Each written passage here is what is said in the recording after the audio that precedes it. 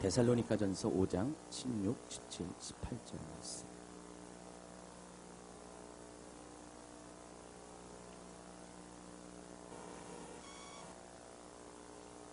같이 찾아보도록 하겠습니다. 데살로니가전서 5장 16, 17, 18절. 항상 기뻐하라.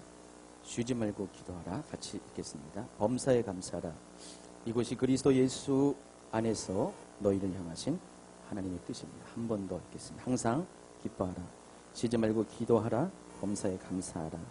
이것이 그리스도 예수 안에서 너희에게 향하신 하나님의 뜻입니다.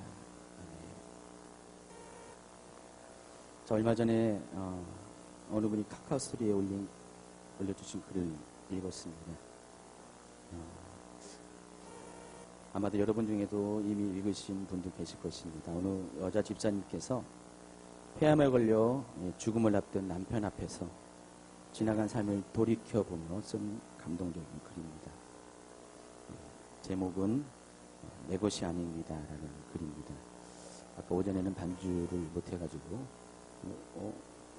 혜인이 어디 갔어요? 화장실 갔어요? 반주에 맞춰서 읽어보도록 하겠습니다. 때마침 화장실 갔습니다. 여러분도 아마 이거 이미 들어보신 분이 아마 계실 것 같아요. 요즘 많이 읽은 글이 유명해졌습니다. 제가 읽어보도록 하겠습니다. 한때는 이 아름다운 집이 제 가장 큰 자랑이었습니다. 심혈을 기울여 꾸민 아름다운 우리 집. 잡지에 여러 번 나왔다고 내심 자랑스러워했던 우리 집. 행여나 때가 탈까 혹여나 먼지 탈까 닦고 쓸고 했던 우리 집. 하지만 남편이 아프고 보니 제가 있을 곳은 궁궐같던 우리 집이 아니라 몇 평 안 되는 비좁은 병실이더군요.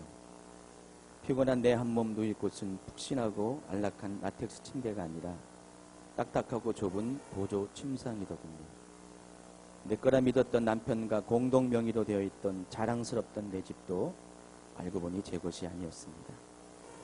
바라만 봐도 뿌듯했던 참으로 고운 접시들, 참으로 이쁜 그릇들. 난 왜 이렇게 꽂히는 게 많지? 남들은 그릇이면 그릇, 가구면 가구, 옷이면 옷. 하나만 꽂힌다는데 난 왜 이 모든 것을 다 갖고 싶지라며 투덜대게 만들었던 내 못 말리던 그릇사랑.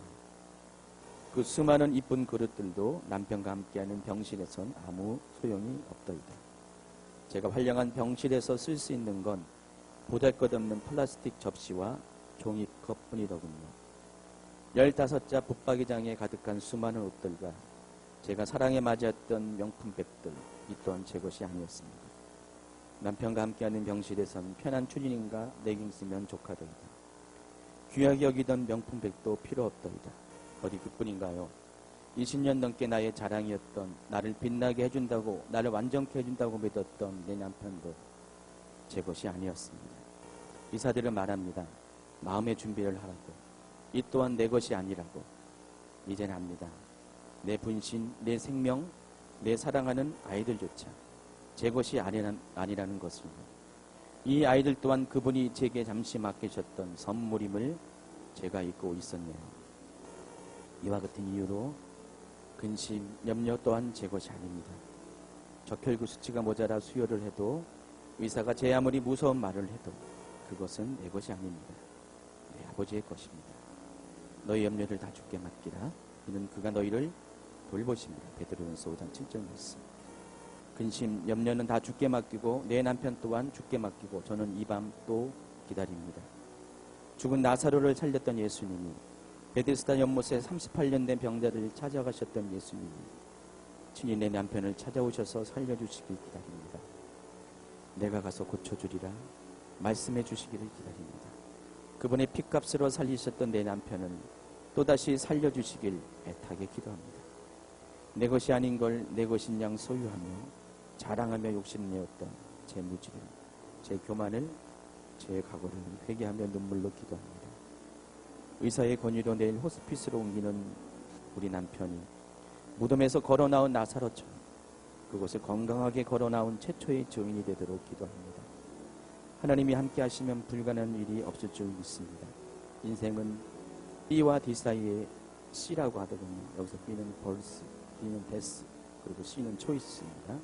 그러고 보니 인생은 늘 선택의 연속입니다. 저는 오늘 희망을 선택합니다. 절망을 거부합니다.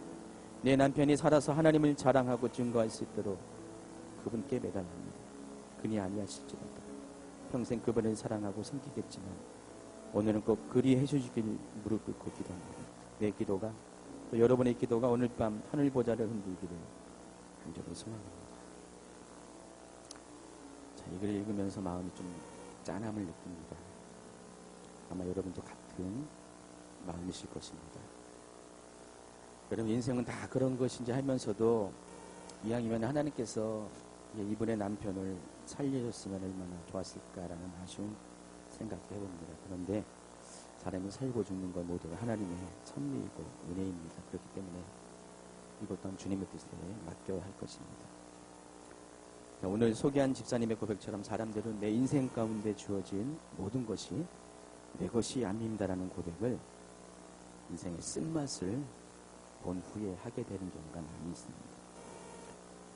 정말로 어려움과 시련이 닥치기 전에 그것을 알고 그러한 고백을 살았다면 어쩌면 그러한 아픔도 겪지 않고 후회도 하지 않았을 것을, 사람들은 대부분 막상 그러한 일을 겪은 후에야 비로소 모든 것이 주님의 것임을, 또 내 인생은 전적으로 하나님의 뜻에 살아가게 되는 것을 알게 됩니다.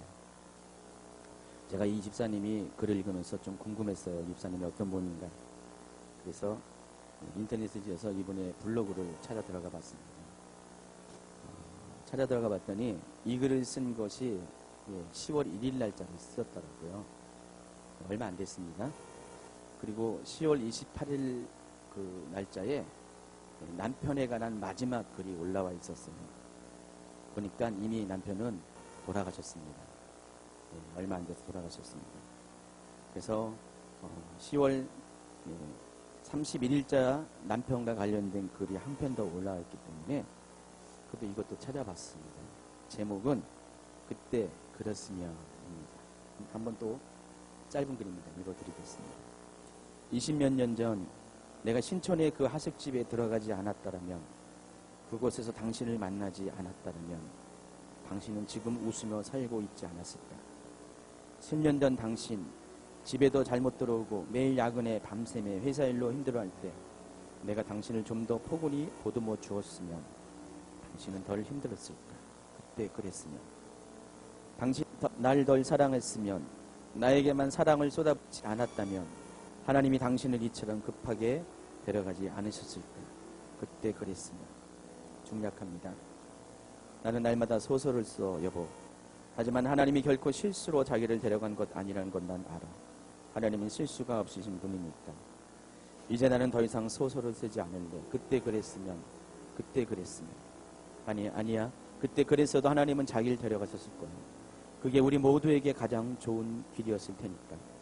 지금은 알 수 없지만 나중에 분명히 그렇게 고백할 수 있을 테니까. 자기는 이미 알고 있지? 그래, 당신은 알 거예요. 하나님이 왜 자기를 데려가셨는지, 우리 가정에 얼마나 큰 축복을 주시려고 그러셨는지, 당신의 죽음을 통해 얼마나 많은 사람들을 구원하시려고 그러시는지. 그래 자기야, 나도 조금은 알 것 같아. 하지만 그래도 아픈 건 아픈 거야. 난 지금 참 많이 아프다. 10월 31일 날 쓴 글입니다. 이 글을 읽으면서 이 자리에 계신 성도님 중에도 아마 이분처럼 요즘 인생의 힘든 시즌을 보내고 계실 분이 분명히 계실 것입니다. 저도 몇 분의 사정을 이미 알고 있습니다. 물론 당사자들이 제일 힘들겠지만 그런 어려운 상황 가운데 있는 성도님의 소식을 듣는 목회자로서의 저희 마음도 편한 것은 절대로 아닙니다. 예전에 성도가 몇 분 계시지 않을 때는 어려운 일들이 가끔 생겼습니다. 가끔 같이 고민을 했습니다. 그런데 요즘은 좀 교회가 조금 부흥되면서 사람이 많아질 때 가지 남은 나무에 바람 날려 없다고 늘 언제나 저의 경우는 1년 12달 어떤 힘든 가운데 있는 성도들을 들으면서 살게 됩니다.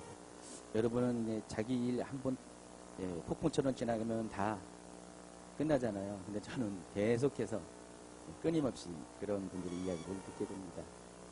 과거에 제 성향 같았으면은 늘 언제나 그분의 인생 가운데 제가 뛰어듭니다. 힘듦을 같이 나누고 아픔을 같이 나누고 또 일일이 개입하면서 돌고 도우면서 그렇게 했습니다. 그런데 지금은 그러지 않습니다. 제가 좀 나이가 들어서 좀 담담해진 것도 있겠지만은 아마도 정답은 그것보다는 과거와는 달리 그런 상황 가운데 그것을 처리하는 방식이 달라졌다는 것입니다. 솔직히 과거에는 제가 좀 많이 감정적으로 반응을 했어요. 그래서 그냥 같이 아파하고 같이 도와주는 것이 최선인 줄 알고 그렇게 행동을 했습니다. 그러나 지금은 감정보다는 좀 정말로 하나님 뜻 안에서 이 모든 것을 물어가면서 결정하고 행동하는 것이 요즘의 방식입니다.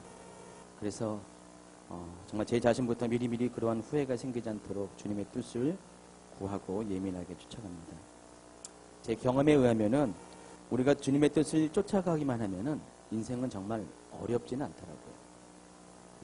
정말 인생이 고해에 갔다는 것은 하나님을 모르는 사람들의 입장이지 정말 하나님을 제대로 알아가는 사람에게는 인생은 그렇게 힘든 것은 아닙니다. 물론 인생의 일부의 경우 고난이 찾아오는 경우 있습니다. 하나님의 테스트가 필요할 때 우리를 더 연단케 하고 우리를 더 온전케 할 때 하나님은 우리 인생에 고난도 허락하십니다. 그러나 대부분의 경우 우리가 고난을 당하는 것은 우리의 약함과 어리석음에 의한 유혹, 템페이션에 해당합니다. 그래서 여러분이 하나님의 뜻만을 잘 쫓아간다면은 이분의 고백처럼 그때 그랬으면 하는 후회를 결코 하지 않게 된다는 것입니다. 정말 하나님의 뜻을 제대로 쫓아가면 인생은 그리 힘든 것이 아닙니다. 하나님은 하나님의 뜻 안에 있는 사람들의 삶에 대해서 하나님의 방식으로 우리를 인도하십니다. 왜냐하면 이 일은 더 이상 내 것이 아니기 때문에 그렇습니다. 아까 이분의 고백처럼 염려도 근심도 이 모든 것을 겪은 다음에 고백했잖아요. 내 것이 아니라는 것. 그래서 하나님의 것이라는 것들을 우리는 미리 알기 때문에 그 모든 것조차도 그런 상황이 만났을 때 미리 하나님께 내려놓기 때문에 고민하고 염려하지 않는다는 것입니다. 그렇기 때문에 우리가 똑같은 상황일지라도 힘들거나 어렵지가 않다는 것입니다. 그러므로 우리가 하나님의 뜻을 알아간다는 것은 우리 인생 가운데 매우 매우 중요한 것입니다. 사람들은 일을 치른 다음에 하나님의 뜻을 알게 돼요. 인생의 쓴맛, 어려움을 겪은 다음에 하나님의 마음과 하나님의 뜻을 알게 된다는 것입니다. 그러나 우리는 그래서는 안 됩니다. 우리는 가능한 우리의 인생의 어려움이 닥치기 전에 오늘 이 시간부터 하나님의 뜻을 아는 지혜로운 자가 되기 바랍니다. 자, 그렇다면 하나님의 뜻은 무엇입니까? 성경에는 여러 곳에서 하나님의 뜻에 대해서 말하고 있습니다. 그중 오늘 본문도 역시 하나님의 뜻에 대해서 말하고 있습니다. 이것이 하나님의 뜻이라고 그리스도 예수 안에서 너희를 향하신 하나님의 뜻이라고 말씀합니다. 그게 뭡니까? 다시 한번 읽도록 하겠습니다. 항상 기뻐하라. 쉬지 말고 기도하라. 범사에 감사하라. 이것이 하나님의 뜻입니다. 여러분 많이 들었습니다. 아직 귀에 박힐 정도로 많이 들었습니다. 그래서 여러분이 이 말씀을 들을 때 그냥 당연한 말씀이라 생각하고 그냥 가슴에 크게 와닿지 않을 수도 있습니다. 그러나 그럼에도 불구하고 우리의 실제의 삶에 과연 여러분이 이 말씀대로 살고 있는지를 한번 점검해 보시기 바랍니다. 여러분 항상 기뻐합니까? 쉬지 않고 기도합니까? 범사에 감사합니까? 만약에 여러분이 이것을 문자 그대로 말씀 그대로 쫓아 살아간다면은 여러분 가운데 정말 그때 그랬으면 하는 뒤늦은 후회가 있을 수가 없다는 것입니다. 사람들은 실제 삶에서 하나님의 뜻을 쫓지 않고 인생의 대가를 치른 후에야 비로소 후회 가운데 기뻐하는 것과 기도하는 것과 감사하는 것을 배우게 됩니다. 그리고 모든 것이 내 것이 아님을 그때야 깨닫게 되는 것입니다. 자, 오늘은 추수감사절입니다. 우리가 1년에 인생의 농사를 잘 지은 다음에 하나님께 감사를 드리며 또 시간을 되돌아보면서 어떤 것을 감사할 것을 생각하는 시간입니다. 그러나 여러분이 감사와 더불어서 한 가지 더 할 것이 있습니다. 지난 시간들의 내 삶의 흔적들을 돌아보면서 과연 내가 정말로 하나님의 뜻 가운데 살아왔음을 점검해 보아야 마땅하다는 것입니다. 정말 여러분 어떤 상황 가운데도 기뻐했습니까? 매일의 순간을 기도로 인도함을 받았습니까? 그리고 좋은 것이나 나쁜 것이나 모든 것에 감사했습니까? 정말 그랬다면, 정말 여러분이 그렇게 살아왔다면 오늘 여러분의 인생의 성적표는 모든 것이 하나님의 은혜였습니다. 하나님의 행하셨은 것입니다. 모든 것이 감사라는 그런 고백이 나올 수밖에 없다는 것입니다. 모든 것이 내 것이 아니라 주님의 것입니다라는 감사의 고백을 할 수밖에 없다는 것입니다. 예전에 저도 그런 것 같아요. 제가 제 인생을 돌아봐도 나름대로 주님의 뜻을 쫓는 삶을 산다고 생각하며 살아왔습니다. 제가 20대 중반에 넘어가면서 하나님께 헌신하고 주일을 가면서 제일 처음에 시도했던 것들이 하나님의 음성을 듣는 것이었어요. 하나님의 음성을 쫓아서 하나님이 말씀하실 때 그것을 순종하는 삶을 살려고 했었습니다. 그때도 제가 돌아보니까 그때 하나님이 이렇게 말씀하시면은 제가 갖고 있는 어떤 물질 같은 거 그냥 즉각적으로 순종해서 하나님이 원하는 것을 사용하고, 어떨 때는 결혼한 지 뭐 얼마 안 됐는데 한 1, 2년밖에 안 됐는데 TV도 모두 다 이렇게 처분하게 되고 막 그런 일이 있었어요. 그때는 그것이 정말 하나님의 뜻을 쫓는 그런 실제적인 행동이라고 생각해 왔으면 살았습니다. 되도록이면 겸손하려고 했었고, 되도록이면 온유하려고 했었고, 가능하면은 나보다는 남을 위한 삶을 살려고 제가 손해를 봐도 그렇게 살려고 했어 왔습니다.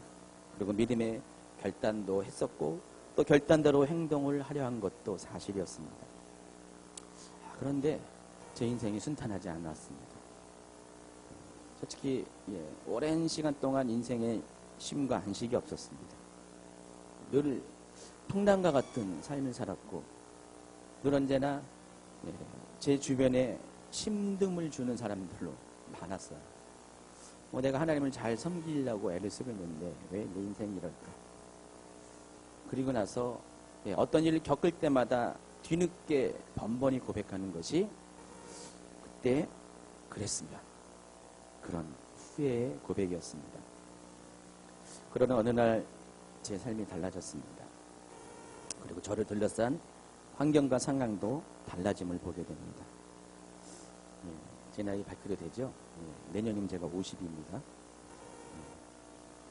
그래 보입니까? 50입니다. 정확하게 어제까지 48년을 살았습니다. 그러나 불과 몇 년 전부터, 정말 몇 년 전부터 제 인생에 쉼이 찾아왔어요. 안식이 찾아왔습니다. 과거에는 애쓰고 노력해도 힘들었었는데 몇 년 전부터는 힘들지 않습니다. 살만합니다. 여러 면에서 살만합니다. 환경이 크게 바뀐 건 아닌데 모든 제 속에부터 나오는 것들이 많이 바뀌었습니다. 그때 제 인생 가운데 무슨 변화가 있었을까요? 답은 어렵지 않습니다. 저 또한 그 오랜 시간 동안 인생의 쓴맛을 다 본 다음에 정말 내 것이 아닙니다라는 고백을 할 수 있기 때문이었습니다. 정말로 하나님의 뜻을 구하는 삶을 살게 되면서 조금씩 그런 변화가 생긴 것입니다. 여러분, 하나님의 뜻을 구한다는 것, 이거는 머리로서 되는 것이 아니고 이론으로 되는 것이 절대 아닙니다.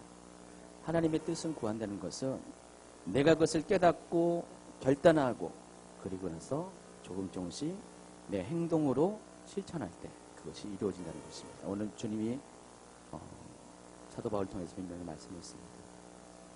이것이 그리스도 안에 있는 하나님의 뜻이라고.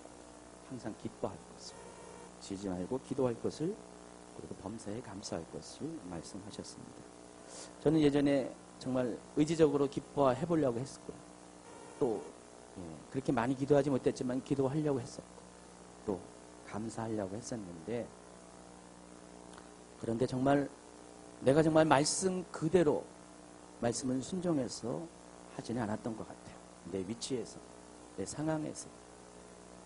내가 스스로 착각했던 믿음이 좋다고 생각했던 그 오해 가운데서 그런 것들을 행했던 것입니다. 그러나 그것은 결코 하나님의 뜻대로 행한 것이 아니었습니다. 그리고 나서 언젠가부터 내 삶의 모든 것이 주님의 것이라는 것들을 고백한 이후에 그런 것들이 조금씩 실제적인 열매들을 맺게 된 것 같아요. 아까도 오전 설교를 9시 설교를 마친 다음에 제 방에서 기도를 하면서 눈물이 좀 나오더라고요. 설교는 했는데 다시 설교한 내용을 되새기면서 막 눈물이 나오더라고요. 그러면서 교회를 생각해 봤습니다. 교회를 생각하고 또 하나님이 주신 또 여러 가지 어떤 사역들을 생각하면서 그리고 내 인생을 생각하면서 정말 그렇구나. 이것이 내 것이 아니었구나. 교회도 성도들도 사역도 내 인생의 모든 열매들도 내 것이 아니었구나. 다 하나님 것이었구나. 그렇기 때문에 내가 이것 때문에 고민하고 염려하고 근심할 필요도 없구나. 성도들 때문에 아파할 이유도 없다는 것입니다. 물론 아파해야죠. 그렇지만 내 방식으로 아파할 필요가 없다는 것들을 다시 한번 생각해 봤습니다. 아까 찬양팀이 여기서 찬양 연습을 하면서 들려나오는 찬양 소리가 더 가슴에 와닿으면서 정말 내 인생 가운데 하나님이 주신 은혜가 너무나 컸는데 내가 이것 때문에 스스로 혼자서 아파하고 힘들어했다는 것들이 조금이라도 그런 것이 남아있던 것들이 너무 후회가 되고 안타까운 마음이 생겼습니다. 어쨌든 우리가 항상 기뻐하고 쉬지 말고 기도하고 범사에 감사하는 것 언젠가 전격적으로 되는 것은 절대로 아닙니다. 우리는 모든 것이 갑자기 변하기를 원해요. 그렇잖아요. 오늘 하나님 은혜 받으면 내일 내 삶이 확 전환이 일어나가지고 뭔가가 확 열려지기 바랍니다. 그래서 엄청 기대합니다. 하나님 앞에 기대하고 근데 며칠 지나 보니까 여전히 상황이 안 좋아지고 오히려 더 곤두박질 칠 때 여러분 그때 정말 기뻐했습니까? 그때도 열심히 기도했습니까? 그때도 감사했습니까? 아닙니다. 우리가 안 그랬다가 너무나 많이 있다는 것입니다. 저도 그랬습니다. 그러나 하나님은 정말로 이런 인생의 쓴맛을 본 다음에 경험하게 하는 것은 아까 그 집사님처럼 정말로 내 인생 가운데 가장 중요하고 소중한 것이 하나님의 은혜였구나. 이 모든 것이 주님이 하셨다는 것들을 완벽하게 깨달을 때 우리는 그 상황 가운데도 여전히 기뻐하고 기도하고 감사할 수 있다는 것입니다. 역시 카카오 스토리에 보니까 사진들이 몇 개 올라왔어요. 제가 아는 분들, 친구 맺은 분들 사진이 올라왔는데 교회에 그 추수감사절 장식을 한 사진이 딱 올라왔습니다. 어떤 교회인데 3단으로 해가지고 그냥 휘황찬란하게 장식을 했어요. 또 어느 교회는 벌써 성탄 추리를 외곽 성강 추리를 이렇게 점등식하는 가지고 아주 그걸 기쁨으로 이렇게 올리신 분도 계셨습니다. 근데 저희는 없잖아요. 보세요. 썰렁하죠. 물론 찬양팀 때문에 놀 수도 없고요. 그리고 올해는 제가 왠지 그런 거 하고 싶지가 않다. 그나마 그래도 추수감사절이라는 것을 알리기 위해서 현수방 하나 조그만 거 하나 했습니다. 많은 교회와 많은 성도와 또 많은 믿음의 사람들이 정말 중요한 것은 그 안에 있는 하나님과 나와의 관계, 정말 그 하나님이 주신 그 사랑, 그 실체가 그런 것인데 너무 껍데기에 연연할 때가 많이 있습니다. 여러분의 인생도 마찬가지예요. 하나님이 주신 은혜보다는 껍데기에 치중한 분들이 많이 있습니다. 내가 가진 스펙들, 자랑거리, 내 경력들, 내 가족들, 내 남편, 내 자식들, 이런 것에 여러분이 연연할 때가 많습니다. 그리고 여러분은 아니라고 하지만은 그것에 여러분의 모든 소유를, 여러분의 마음의 소유를 둘 때가 많습니다. 교회도 그렇다는 것이죠. 성도를 자랑하고 건물을 자랑하고 어떤 보여지는 어떤 그런 것들을 자랑하는 교회들도 많이 있습니다. 그러나 어느 날 하나님이 그것을 다 취해 가실 때, 정말 그 모든 것을 송두리째 빼앗아 가셨을 때, 여러분 과연 그것이 내 것이 아니라 주님의 것이라고 고백할 수가 있겠습니까? 이것은 평소에 준비되지 않은 사람은 그렇게 할 수가 없다는 것입니다. 이 고백은 평소에 하나님과의 관계 속에서 내가 정말 믿음으로 나아가는 사람만이 이것이 가능하다는 것입니다. 오늘 본문이 속해 있는 데살로니가 전서는 그 수신자가 데살로니가 교회의 성도들입니다. 1장에 보면은 그들을 향한 사도 바울의 칭찬이 기록되어 있습니다. 여러분, 데살로니가 교회에는 사도 바울로부터 어떠한 책망도 듣지 않았습니다. 칭찬만 듣는 교회였습니다. 3절을 한번 보세요. 1장 3절을 한번 보시면은 사도 바울은 이렇게 그들을 칭찬합니다. 너희의 믿음의 역사와 사랑의 수고와 우리 주 예수 그리스도에 대한 소망의 인내를 우리 하나님 앞에서 끊임없이 기억하며. 사도 바울은 이 데살로니가 교인들에게 쓰는 편지의 서두에 이런 격려를 합니다. 너희의 믿음의 역사, 또 사랑의 수고, 소망의 인내를 칭찬합니다. 제가 이것을 자세히 보니까 여기에 주목되는 세 가지의 단어가 있습니다. 믿음과 사랑과 소망입니다. 자, 믿음과 사랑과 소망이 어느 성경에도 나와 있습니까? 고린도전서 13장에도 나와 있습니다. 역시 사도 바울이 쓴 서신입니다. 자, 고린도전서 13장을 한번 보시면요.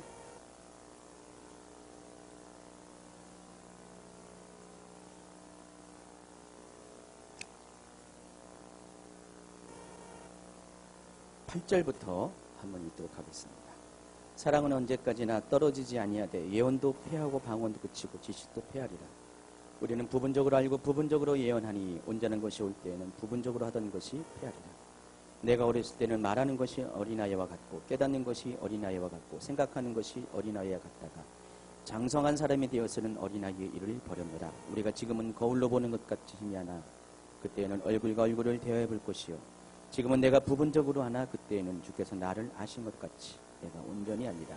그런즉 믿음, 소망, 사랑 이 세 가지는 항상 있을 것인데 그 중에 제일은 사랑이다. 여러분이 고린도전서 13장의 내용을 잘 살펴보면은 단순히 사랑을 말하는 사랑가가 아니라는 것을 알 수가 있습니다.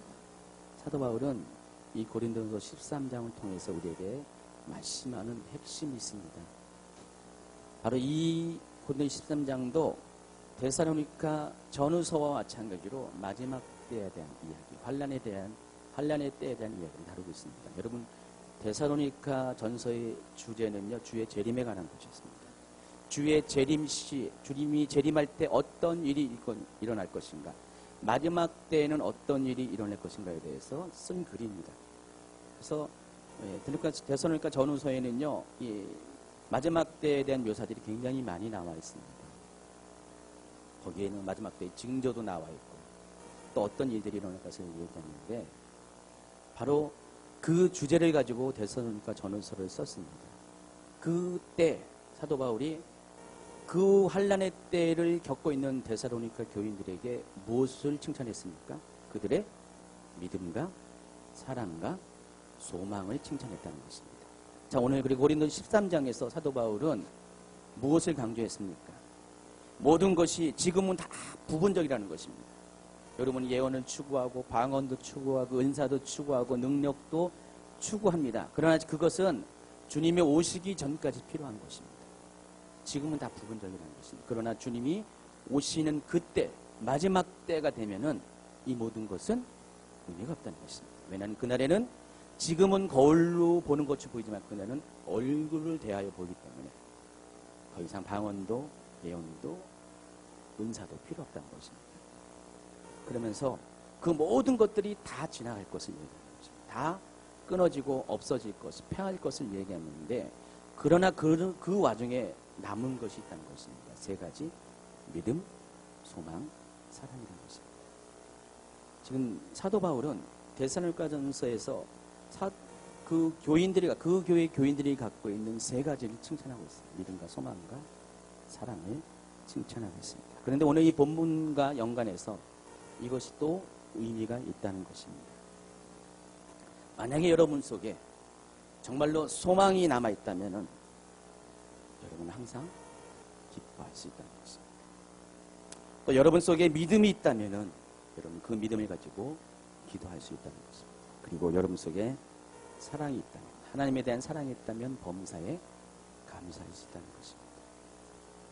우리가 항상 기뻐할 수 없고 쉬지 말고 기도할 수 없고 또 범사에 감사할 수 없는 이유는 우리 속에 믿음과 소망과 사랑이 잃어버렸기 때문에 그렇다는 것입니다. 여러분이 왜 자꾸만 은혜를 받아서도 넘어지고 실패하고 계속해서 뒤로 가고 낭망을 하는 이유는 다른 것이 아니라 여러분이 이것들을 붙잡지 못하기 때문이라는 것입니다. 자, 1년을 돌아보면서 오늘 감사하는 날입니다. 이 감사하는 날에 여러분이 많은 감사의 제목도 있지만은 그러나 이 날, 바로 이 중요한 날에 여러분의 마음을 하나님께 올려드려요. 그것이 최고의 감사입니다. 여러분의 신앙을 고백하는 것이 최고의 감사라는 것입니다. 하나님, 내가 하나님 때문에 정말 하나님으로 인해서 기뻐할 수 있으면 감사드립니다. 내가 하나님께 기도할 수 있도록 인도해 주시면 감사합니다. 그리고 하나님, 정말 모든 일에, 모든 상황 가운데 범사에 그 모든 것이 주님의 은혜였다고 감사하게 하시면 감사드립니다. 이 고백을 주님은 가장 기뻐 받으신다는 것입니다. 여러분, 다른 것, 세상 것들 얼마 가지 않습니다. 여러분의 인생 가운데 여러분이 죽으면 가져갈 수 없는 것입니다. 여러분 자녀들에게도 남겨주는 것이라고 생각하지만 그러나 결코 영원히 남겨줄 수 없는 것입니다. 그러나 여러분에게도 그렇고 여러분 자녀들에게도 그렇고 영원히 변치 않은 것은 세 가지인데 믿음과 소망과 사랑이고 이것은 결국 우리 삶 가운데 항상 기뻐하고 쉬지 말고 기도하고 범사에 감사할 수 있는 힘과 능력이 된다는 것입니다. 자, 오늘 여러분도 이 데살로니가 교회 성도들처럼 주님으로부터 칭찬 듣는 그런 여러분이 되길 원합니다. 그래서 여러분의 인생에 불같은 환란이 닥칠 때 만약에 그것이 지금이라면은 이 가운데서 여러분의 믿음을 보이시기 바랍니다. 기뻐하십시오. 쉬지 말고 기도하십시오. 범사에 감사하십시오. 오늘로 그치는 것이 아니라 한 주간으로 그치는 것이 아니라 주님 오실 때까지 영원토록 그리하시기 바랍니다. 그래서 하나님 앞에 정말 기쁨으로 감사로 삶을 드릴 수 있는 저와 여러분이 되기를 예수님 이름으로 축원합니다. 기도합니다.